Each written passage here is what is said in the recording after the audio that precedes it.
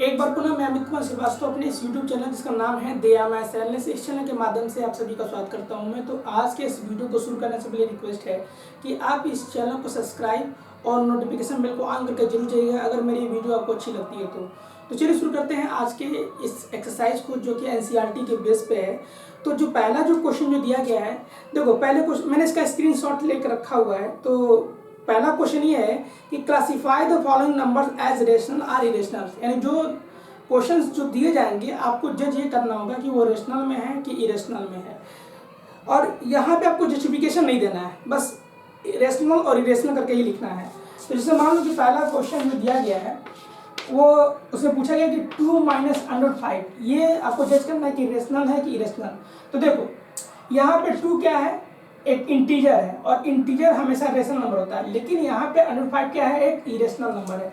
क्योंकि अगर आप √5 का अगर आप डेसिमल एक्सपेंशन देखेंगे ना तो वो टर्मिनेटिंग में होगा ना ही वो रिपीटिंग में होगा। क्लियर? तो ये एक इरेशनल नंबर है। और याद रखना कि कभी भी एक रेशनल और एक इरेशनल का सब्ट्रैक्शन जब भी करते हैं या एक रेशनल इरेशनल को जोड़ो, चाहे एक रेशनल इरेशनल को मल्टीप्लाई करो, चाहे डिवाइड करो, इस प्रोसेस में अगर एक रेशनल और एक इरेशनल है तो वो हमेशा इरेशनल का ही रिजल्ट देता है। तो ये जो इसका आंसर जो होगा वो क्या होगा, इरेशनल आपको मिलेगा। ठीक है, देखिए अब दूसरा जो क्वेश्चन जो दिया गया है, मान लो यहाँ पे दिया गया कि 3 प्लस √23 दिया गया है, ब्रैकेट में है, बाहर माइनस √23 लिखा हुआ है।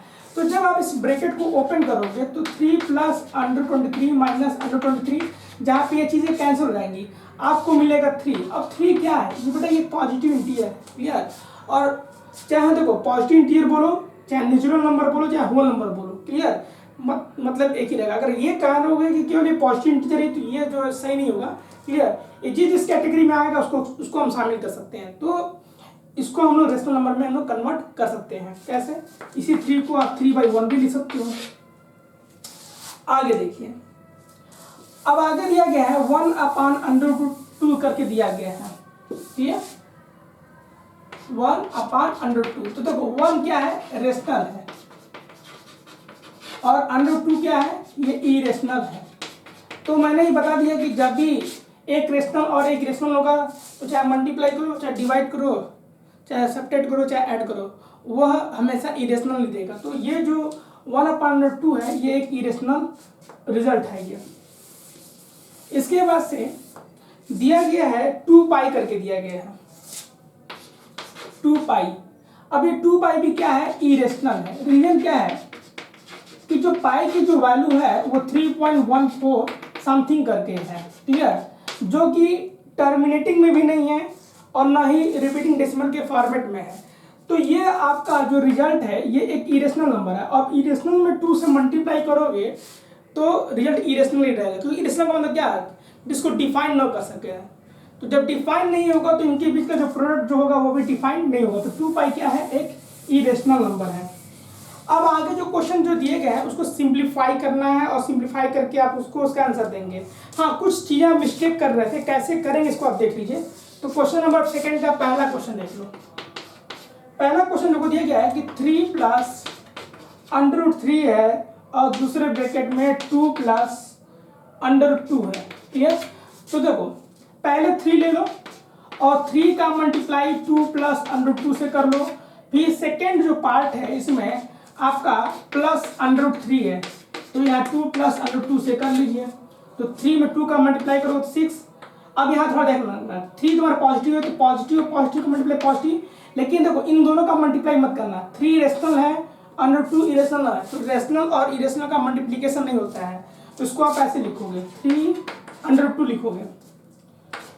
अब √3 और √2 का मल्टीप्लाई करोगे तो ध्यान रखना ये इरेशनल है और ये रेशनल है, तो मल्टीप्लाई नहीं कर सकते, इसको सीधे आपको ऐसे ही लिखना होगा सेपरेट करके।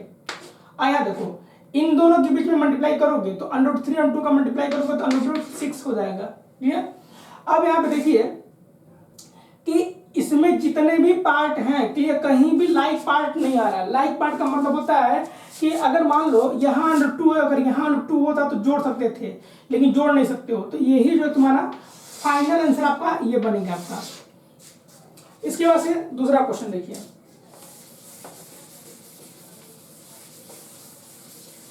दूसरे क्वेश्चन में देखो दिया गया है कि 3 प्लस √3 और दूसरे ब्रैकेट में है 3 माइनस √3 करके दिया गया है। तो देखो अगर आप एल्जेब्रिक एंटी का फॉर्मूला मालूम है a प्लस बी और a माइनस बी का, तो इसका रिजल्ट जो होता है वो a square minus b square के बराबर होगा। तो यहाँ पे a की जगह पे 3 है, b की जगह पे √3 है, तो सीधे 3 का स्क्वायर कर लो, माइनस का साइन लगा लो और √3 का होल स्क्वायर कर दो। अब ये ध्यान रखना कि 3 का स्क्वायर तो 9 होगा, लेकिन देखो कोई भी चीज़, कोई भी नेचुरल नंबर अगर स्क्वायर रूट में है या कोई रियल नंबर है अगर एक्सेप्ट निगेटिव के, तो ये ध्यान रखना, सॉरी उसमें ध्यान रखना, मैं जो बात कर रहा हूँ रियल नंबर के बारे में, यहाँ पे जो भी नंबर होना चाहिए वो आपका पॉजिटिव रियल नंबर होना चाहिए। तो जब स्क्वायर रूट में अगर कोई पॉजिटिव रियल नंबर है तो उसका स्क्वायर करने पे वो रूट से बाहर हो जाता है। तो यहाँ पे जब इसका स्क्वायर करोगे तो ये रूट से बाहर हो जाएगा, तो कितना आएगा? 3 आएगा। तुम लोग सोचते हो कि भाई इसका मल्टीप्लाई करेंगे तो 9 आएगा, तो 9 गलत होगा। हाँ, अगर तुम √9 का होगा तो सही होगा, लेकिन इसी √9 को सॉल्व करके फिर से 3 लिख सकते हैं। अब यहाँ देखो इनको सेपरेट करोगे तो वैल्यू क्या मिल जाएगी? 6 आपको ये मिल जाएगा रिजल्ट। अब यहाँ पे देखिए इसी पे एक दूसरा क्वेश्चन है, सॉरी चौथा क्वेश्चन है एनसीईआरटी का, जो कि इसी पैटर्न पे, तो उसको मैं नहीं बताऊंगा, मैं उसको आप ट्राई करिएगा और सॉल्व करिएगा। इसी में 2 का एक थर्ड क्वेश्चन मैं बता दे रहा हूं मैं। और भी इंपॉर्टेंट वीडियो को देखने के लिए वीडियो के एंड में जो वीडियोस जो लगी है, जैसे ही वीडियो खत्म होगी एंड में और भी वीडियोस मिलेगी, उसको अभी आप जरूर देखिएगा। अब यहाँ देखो √5 प्लस √2 इसका होल स्क्वायर करना है। तो अगर ये आपको ये फार्मूला मालूम है कि a प्लस बी का whole square a square plus b square plus 2ab होता है, तो आप लगा सकते हैं। तो यहाँ पे ये मान लो a की जगह √5 है, b की जगह √2 है, तो √5 का स्क्वायर कर दो प्लस √2 का स्क्वायर कर दो, तो इस तरीके से a square plus b square हो गया प्लस 2ab। तो 2a की जगह पे √5, b की जगह पे तुम्हारा √2, यहाँ देखो इसका स्क्वायर करने पे 5 मिल जाएगा, इसका स्क्वायर करने पे 2 मिल जाएगा। इसको सॉल्व करोगे तो ये आपको मिलेगा 210। 5 प्लस 2 क्या हो गया? 7, ये हो गया 210। अब 7 और 2 को जोड़ने की गलती मत करना, क्योंकि मैंने पहले ही कर दिया कि रेशनल और इरेशनल ऐड नहीं होता है, तो इसको ऐड नहीं करेंगे, ये आपका फाइनल आंसर आपका बनेगा। एक तीसरा क्वेश्चन जो दिया गया है इसको आप देख लीजिए।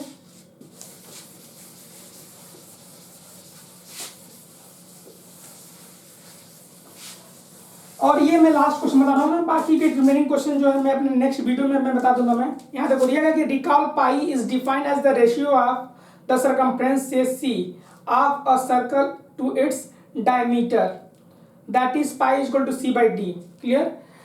This seems to contradict the fact that the pi is irrational number. तो आपको ये दिखाना ये है कि आप जानते हो कि c यानी सर्कल का सर्कमफ्रेंस निकालने के लिए 2πr यूज होता है। यानी अगर कोई सर्कल दिया गया है और सर्कल की बाउंड्री लेंथ पता करनी होगी, तो सर्कल की बाउंड्री लेंथ 2πr पे डिपेंड करती है। अब यहाँ पे मान लो कि पाई को यही छोड़ दें और ये 2r को लाएंगे तो इधर आके ये डिवाइडेशन में जाएगा, जहाँ पे 2r का मतलब क्या होता है? अगर रेडियस दिया गया है और रेडियस को 2 से मल्टीप्लाई कर दोगे तो जो रिजल्ट होता है वो डायमीटर का होता है। तो यहाँ पे 2r की जगह यहाँ पे हमने क्या यूज कर लिया? d। लेकिन अब यहाँ पे क्या है कि पाई क्या है? Irrational number. इसको कैसे आप रिजॉल्व करोगे? क्लियर? तो एक चीज जान लीजिएगा। पहली चीज, पाई की वैल्यू जो 22/7 लिखते हैं, एक्चुअली में इसके बराबर है नहीं। पाई की वैल्यू है 3.14 समथिंग करके है, जो कि न तो टर्मिनेटिंग में है न तो रिपीटिंग में है। तो पाई तुम्हारा क्या है? एक इरेशनल नंबर है, याद रखना। समटाइम्स आपको ये लगता है कि जो पाई जो 22/7 लिखते हैं तो ये इसका मतलब है कि 22/7 रेशनल हुआ तो पाई भी रेशनल हुआ। इनफैक्ट में ऐसा है नहीं। पाई की जो वैल्यू जो 3.14 समथिंग करके जो लिखी गई डेसिमल में, इस डेसिमल नंबर को अप्रोक्स में as a rational number 22/7 consider किया गया है। क्लियर? वो उसके इक्वल नहीं है, अप्रोक्स में वो रिजल्ट लिया गया है। तो पाई की वैल्यू 22/7 अगर लिखोगे तो 22/7 क्या है? एक रेशनल है, बट इनफैक्ट में पाई क्या है? इरेशनल नंबर है। अगर मान लो पाई इरेशनल नंबर है तो इस केस में सी और डी में, क्लियर, कोई भी एक इरेशनल हो। अगर मान लो सी इरेशनल हुआ, डी रेशनल हुआ तब भी इरेशनल और रेशनल का डिवीजन भी क्या होगा, इरेशनल में चला जाएगा। या सी और टी दोनों अगर इरेशनल हुए, क्लियर, सी और टी इरेशनल नंबर। यहाँ पे एक चीज आपके दिमाग में आ रही होगी कि आप ये सोच रहे हो कि कोई जरूरी थोड़ी ना है कि अगर दो इरेशनल नंबर हो तो डिवीजन करे तो इरेशनल मिलेगा। लेकिन मान लो इरेशनल नंबर का मतलब क्या होता है, इरेशनल नंबर का मतलब ऐसे नंबर से होते हैं जिनको हम पी बाई क्यू के फॉर्म में नहीं लिख सकते हैं, या जिनको सिंप्लीफाई करके पी बाई क्यू के फॉर्म में कन्वर्ट नहीं किया सकता है। तो मान लो सी एक ऐसा इरेशनल नंबर है जिसको पी बाई क्यू के फॉर्म में नहीं लिख सकते हैं, डी भी एक ऐसा इरेशनल नंबर है जिसको पी बाई क्यू के फॉर्म में नहीं लिख सकते हैं। तो अगर इस तरह का इरेशनल नंबर यूज करोगे तो इसका रिजल्ट भी इस इरेशनल नंबर के बराबर होगा। तो ये इसका जो है कंक्लूजन है इसका, ठीक है। तो बाकी के जो नेक्स्ट क्वेश्चन है उसको जो है हम लोग अगले वीडियो में डिस्कस करेंगे। सिर्फ 2 ही क्वेश्चन बचे हैं। तो अगर आपको ये वीडियो अच्छी लगी तो प्लीज आप कमेंट बॉक्स में रिप्लाई करके जरूर बताइएगा। तब तक के लिए मिलते हैं नेक्स्ट वीडियो में। जय हिंद, जय भारत।